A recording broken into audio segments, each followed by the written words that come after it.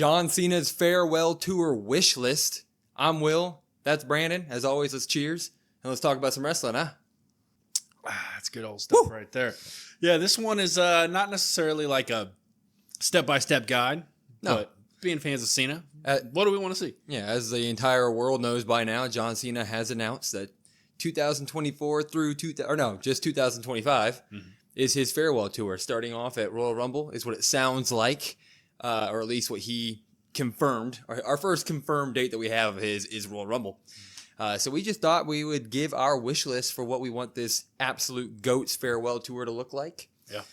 And since we know that Royal Rumble is going to be his first, I say we start there. But I do want to throw this out. Okay. This was a honorable mention or something that I did think about. Just now? Yeah. Raw goes to Netflix January 1st. Mm-hmm. What do we think about Cena main eventing the first Raw on Netflix on January 1st as his first appearance? Yeah, you sign me up. Why not? Dude, could you imagine a better way? There's not. Yeah. There's really not. Now that you mentioned that, I'm like, yeah, that's kind of a no-brainer. Yeah. Yeah, you say it. Yeah. I mean, do it. I mean, you'd have him go up against like whoever is the biggest heel at the moment that isn't a champion. Yeah, or I mean, it could even be, I don't know, A dream match. He just walks in, he calls out like, say, Jey Uso is still on the card, and he's like, I want to fight the biggest and the best, so I'll go after you, Jey. Or maybe Rollins, or I don't know. Yeah. Anybody. Just even if somebody's in a feud, yeah, screw it. Yeah, it's one night. Do it. I just think that'd be the best way to open this up. But as I said, his first confirmed date is the Royal Rumble, which I think is next January. Yeah, it might be the first week of February next year. Might be the way they did it, but it's the last week of January, first week of February, somewhere in there. So the question is, he's probably going to be in the Royal Rumble, I would assume, right? That's probably the way they're going to do it. Probably a late in the Rumble guy, or maybe he starts it off. You know, who knows? But the surrounding question is obviously, should John Cena start his farewell tour by winning the Royal Rumble? I'm going to say no. Specifically because he's going to be at Chamber, and if he wins the Rumble, there's no reason for him to be at Chamber. So I think Cena is either the last person eliminated, that's what I wrote down, or maybe like your second to last. Like he makes it to your final four for sure. Oh, yeah. And I think it would be best if he probably is the last two.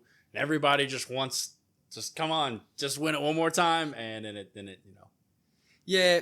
Heartstrings. My knee-jerk reaction, like at watching Money in the Bank when he announced it, and we talked about it on the pod after Money in the Bank, I was like, he should just win the Rumble. But now that I've had time to sit, relax, and think about all of it, him winning the Rumble is not the right idea here. Because of the things you just said, he needs something to do at Chamber, and if he already has his title shot locked up, what's he going to be doing there? I think that he will not be going for I guess this is going to end up being sort of a Royal Rumble Elimination Chamber WrestleMania combined segment, because they're all going to tell one story, right? Royal Rumble is going to lead to whatever he does at Chamber, which is going to lead to Mania. And in my wish list I have here, I think you cap off night one, Cena versus Punk World Heavyweight Championship. That's just how you do it. You give Punk his WrestleMania main event that he never had. Great thing about now is that we got 2 nights of WrestleMania, so you got 2 main events. He can get the night one against John Cena. You can have the World Heavyweight Championship counts as a world championship. That can be the record breaker right there. John Cena can win it. It would be the renewal of one of the greatest John Cena rivalries there is. And you could have the Elimination Chamber match be one of those where it's like, winner of the Chamber gets to fight Punk at Mania type deals, and John Cena pulls it off. Not a bad idea. I think Punk and Rollins are going to go against each other. So that's the only reason why I didn't put either of those. For Mania, for me, we talked about it a little while ago when we did our Mania predictions wish list. Yeah. And I said, I'll let him fight a young guy. And you said Randy Orton. And at this point, give me Randy Orton. Think Orton takes the belt off Cody at Rumble. You have the Chamber leading to maybe like even Gunther, Cody, Drew, Finn, and you can throw somebody else in there. Fight Randy Orton at Mania and let Cena taking a Mania. That's a lot of people's picks, obviously. Mm-hmm. But my only rebuttal there is, are we really not going to have Cody in the title scene come Mania time? Because he's not going to jump to SmackDown and fight for the World Heavyweight Championship, especially if like Roman's back there. We're not going, we're assuming Roman and The Rock, but that's a whole other story. But when I was thinking about my WrestleMania pick for John Cena, obviously Randy Orton popped up, but Cody was just in my head. And I was like, what is Cody going to do then? What is Cody going to do then? Yeah, so it gets really, really kind of blurred, right? Because this is kind of like a wrench in the plan of most people's like, this is what we're going to get. And now you have Cena. And so it's like, okay, now you're going to have to move like those. They're so top loaded that somebody's missing out. Yeah. I was thinking about this. I think you have Punk and Rollins, like I said. I think you have Cena Orton. I think some way, somehow, it's not for a title, but you have Gunther versus Cody at Mania. Just as hey, this is going to be a great match, and, whatever happens sort of thing. Yeah, so another question that I have, though, is I have Cena fighting Punk at Mania for the World Heavyweight Championship. You have Cena facing Orton for the WWE Championship, right? Does Cena walk out of his last WrestleMania a winner? Yeah, I think so. Yeah, breaking the record. No matter who he fights or which belt it's for. Yeah, that's the way to do it. Yeah, I mean, obviously the wrestling tradition is to go out on your back, but if he's going to continue after Mania, I mean, Mania's in April, and then they got 8 more months of it. There's no reason for him to leave his last Mania down on the mat, man. I say you just hand him a title there, break the record on night one main event. It'd blow the roof off of that place. It would be a thank you to John Cena, too. The man hasn't won a match, a singles match in 6 years, I think. He gets to get his flowers back every once in a while, right? This should be it. Yeah, and as you mentioned, that's the kind of the tradition, right? That's what always happens. But at this point, John Cena is John Cena. I mean, he's on your Mount Rushmore, or at least he should be. Yep. I think there are certain people you do those things for. Yep. He is one of them. 100%. Besides, in my list, I have him fighting Orton, and then he's winning the belt, and then at Backlash, he just drops it back to Orton. Oh, yeah. Yeah. I mean, I guess we can go into our post-Mania. Yeah. I mean, if he wins the belt, how fast does he lose the belt is a good question. And I think I'm probably with you there. I don't know if he drops it directly back to whoever he beat it for. I mean, I guess if it's Orton or Punk, it makes sense. I only say that because Backlash, that's typically, they always run those matches. Right. It's a perfect chance. And then you don't need the title kind of clogged up to kind of get in the way almost, which sounds weird, but the title would get in the way of the farewell tour, in 100%, my opinion. 100%. So he doesn't need it. So you give him the 17, you have him keep it for a month or so, and then he drops it, and then he can go on and continue the tour. Yeah, 100%. I'm 100% down with that. I don't need a long Cena title reign, and you're right. It would be just kind of annoying for him to have to worry about a title defense during his farewell tour. I agree. Yeah. And like I said, the card is so top heavy. Yeah, it really makes it difficult for everybody else. Yeah. So moving on past his scheduled dates already. So we got past WrestleMania. We're going to go ahead and say he drops the belt right afterward at whatever next. What does post-Mania Cena May through December, when his last match will be, look like? Yeah, I just went specifically through each PLE. So I thought, okay, you have Backlash after Mania. After that, you go to roughly King of the Ring. Now, Cena's never won a King of the Ring. And so we think about like, man, what do we need to do? I think he loses in the finals of the King of the Ring to Cody Rhodes.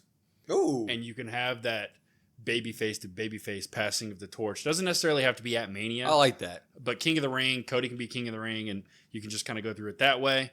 So then I thought, okay, what happens after that? And like a Clash type where they always have like a, they've had it, in the UK and Scotland and things like that. I think he fights Gunther. So I kind of just went through the people I want to see him. I'll just run. You know what? At this point, I'll just run through it all. Go for it. So from that, we go to Money in the Bank. I have him beating AJ Styles. Ooh, that's a renewed rivalry, and they always put on bangers back in the day. Always great matches, and AJ's also said that, like, you look at the bangers that we've had, some of his favorite matches are with John. I think that's a good... Talk about a guy who's also on the last leg of his career, too. I mean, that could definitely be one of his last big main event level matches in WWE for him. Yeah, and if not, I mean, even though I have seen a beating AJ, like, if you decide to flip it or whatever, like, you can, maybe that catapults him into doing something. Yeah. So we'll just run through the rest of mine, and then we'll go through yours, I guess. For it. SummerSlam. You're like, man, you need a big opponent for SummerSlam. Somebody we haven't seen in a while, but he's on the WWE page. They fought before. Going Brock Lesnar. Just because I want to see it one last time. Now, will it happen? I don't know. This is a wish list. Just let me see, like, Cena's greatest feuds. You go to a concert, you want to see the greatest hits. Look. If Brock Lesnar somehow shows up in the WWE in the next few months or before Cena gets there, or he is an active superstar during that time, then they're meeting. I agree, but I just don't. I personally don't know the status of that whole situation, so I got no idea. I have no idea, but I've seen it, and people have commented it, that they think that Brock's coming back to help Heyman and all that stuff. So, like, the growing belief I think that I've seen is, like, Brock's going to come back eventually. Why not have it be on the Cena Farewell Tour? He can come back before this, but I just want to see some of these classic rivalries that Cena's gone through, and it doesn't have to be a super long buildup. It can just be a couple weeks. Hey, like, I want to fight you one last time, and in the meantime, maybe on Raw or SmackDown, whatever he does, he can fight some of the younger guys. Yeah, just in a match here or there. And just to put in paint a picture, Cena said he's got up to 40 events planned, or at least 30 to 40 dates that they're working on doing. So he's going to have a lot of time. Yeah, absolutely. So then after that, I have him going to Crown Jewel. And Crown Jewel, they always have some big sort of fight feel. So I'm fighting Roman. Oh, I don't think he gets back in the ring with Roman. I really thought hard for this one, and it was like, man, how do I want to do it? Like, what do I think? Saudi always has those random, even if it is a random thought, it's like big guy star versus big star. You know what I mean? Yeah, I just think that in terms of him fighting, I think he's given the rub. Like, their first rivalry was the Suffer and Succotash, and Cena kind of dropped him into hot water or into cold water and woke his ass up when it came to, like, hey, you need to get better on the mic, which Roman did. And then their last rivalry, the short stint last year, 2 years ago, or dang, I don't know what it was, after Money in the Bank a couple years ago, I think, when he returned, that was Cena going, you're better than me. That was that rub. Yeah, and I think so, but like I said, the only reason I put it specifically at the Saudi shows because even if stuff doesn't make sense, that's where stuff happens. So I could see them being like, I want to see this. So, plus I felt like it was weird to not have Roman in some facet. I feel like he's the guy, so he's got to, fight Cena, who was the guy. Survivor Series. I have him beating a Team Miz. So can I give you what team I would want him to do?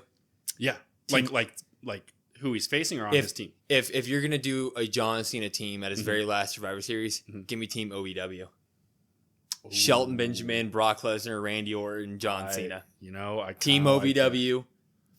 Do it. Yeah, I kind of like that. Do it. I put a couple members on the list for Team Cena. I put R-Truth, since he's the childhood hero or whatever. I put Rey Mysterio. Just obviously, I feel like that one makes sense. So then after he beats Team Miz, which you can really fill in the gaps. I feel like that's a really good way to get stars in there some way, somehow. I have him going to his final match, which would be roughly December-ish. Fun fact, I mean, I know you're the Save your final match. We'll do that at the end. You want to do that last? Yeah. Okay. We'll save that. I want to save that. But I like that. We'll let you catch up. I didn't take that route. I like the idea of going PLE to PLE and mapping out something. Obviously, you had a bunch of big fights there. Great stuff. I just have I just have a couple stuff I want to see. One, I want the Grand Slam title run.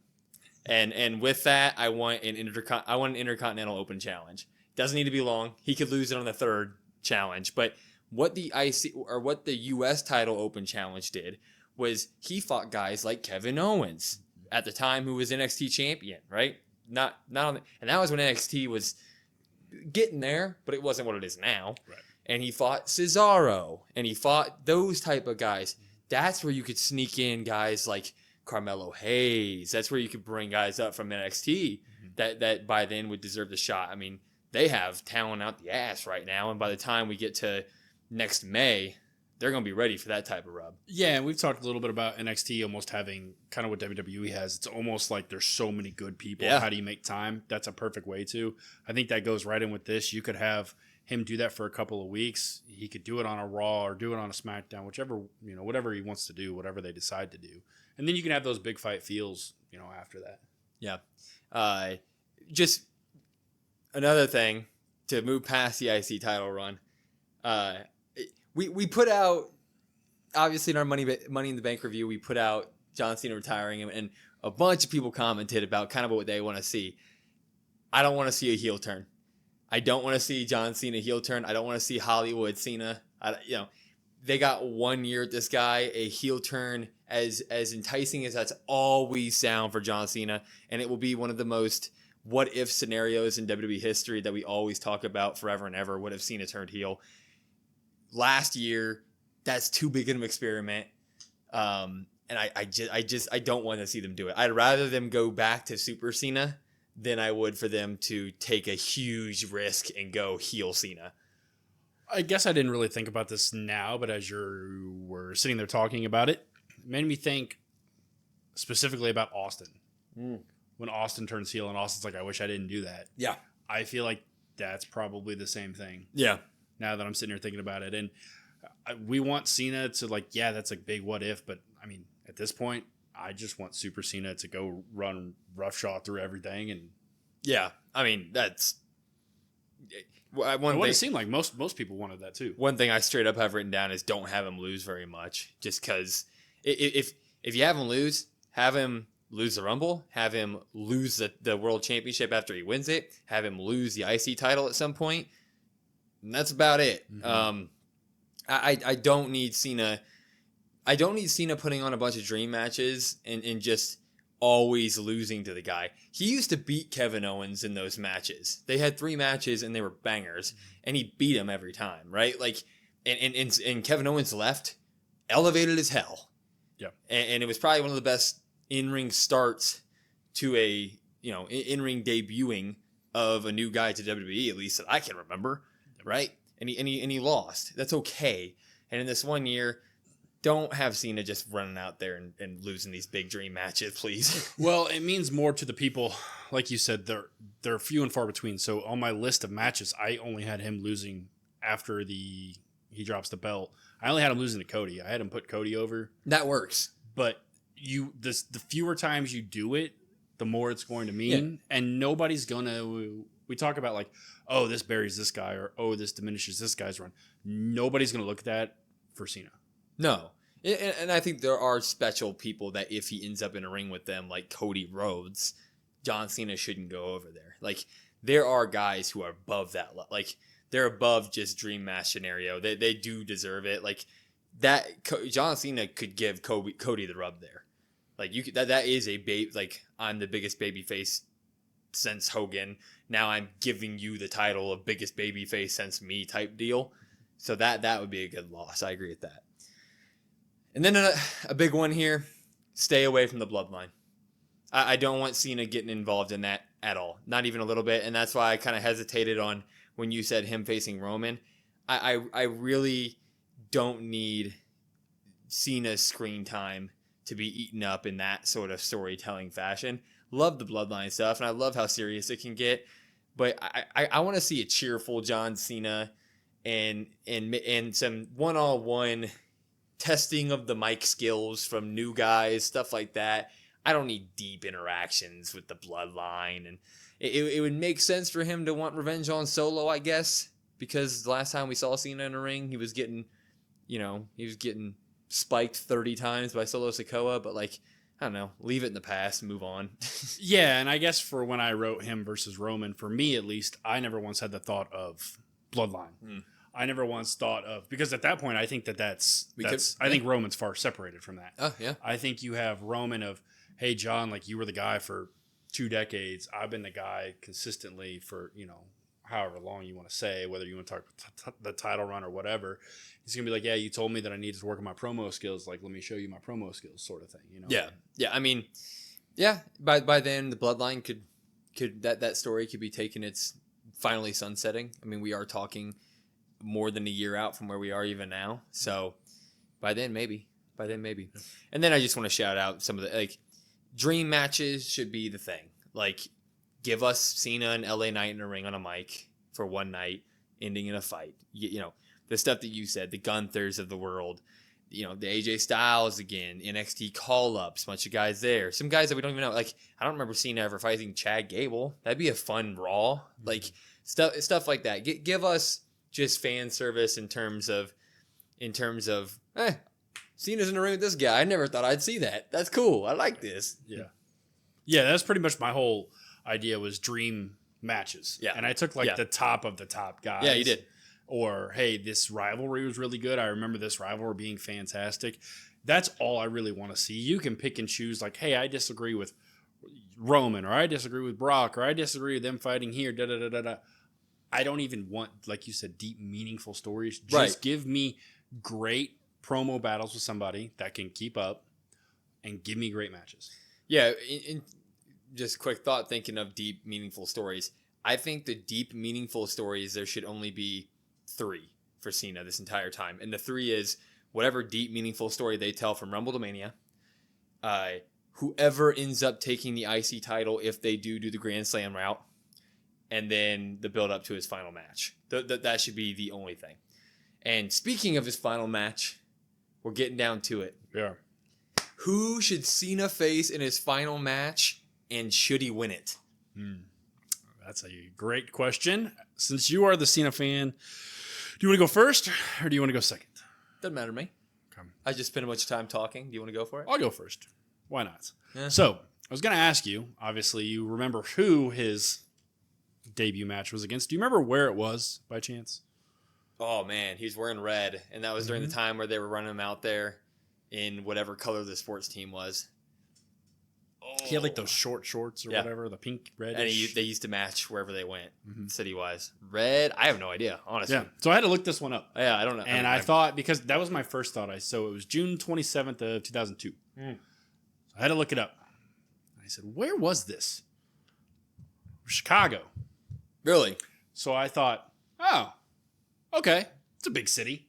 It's a great city. It's probably the best WWE in United States wrestling city. Besides the Garden. Yeah. Yeah. Yeah, it's like the Garden and then Chicago probably. Yeah. And, there was that one feud he had for the Money in the Bank. Yeah. In Chicago. That was a pretty good match.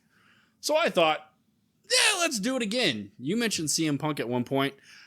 I thought, what a better way for him to end his career where he started it in Chicago against Punk. Dude, you should. That'd be great because you could really turn Punk heel and say I made John Cena's career go to sleep.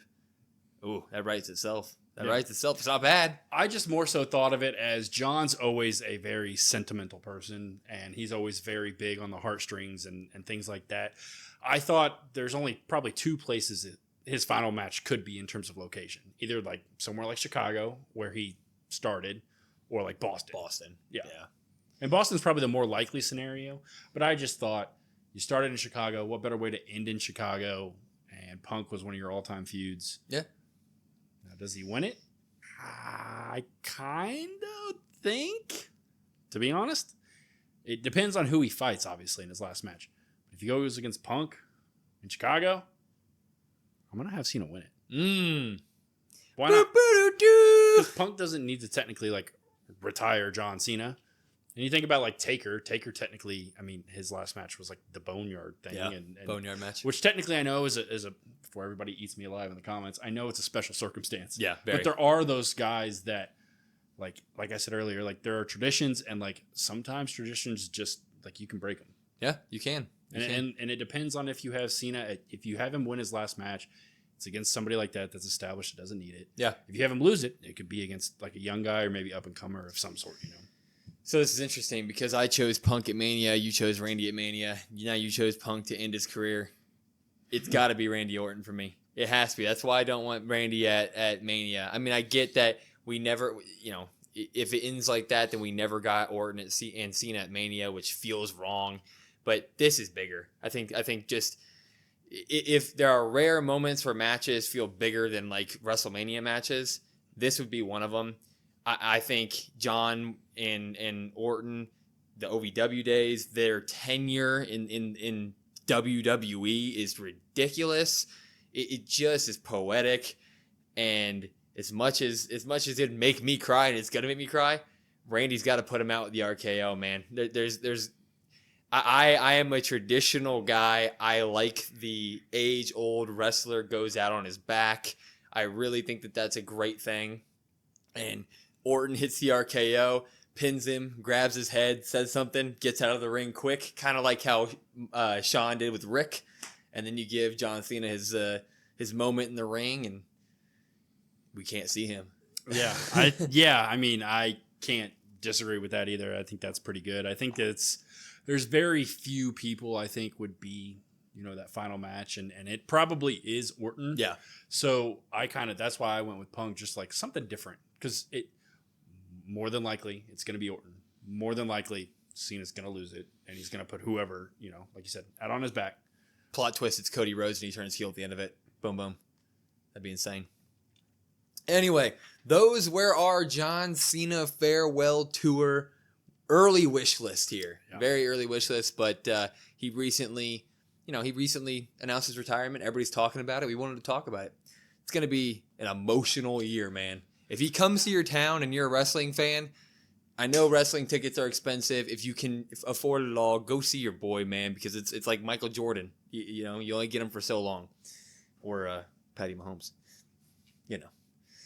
Other than that, follow us at COD WrestlePod, COD WrestlePod. Listen to us wherever you get your podcasts at Spotify, Apple, etc. And share us with whoever you think might like this content. As always, I'm Will.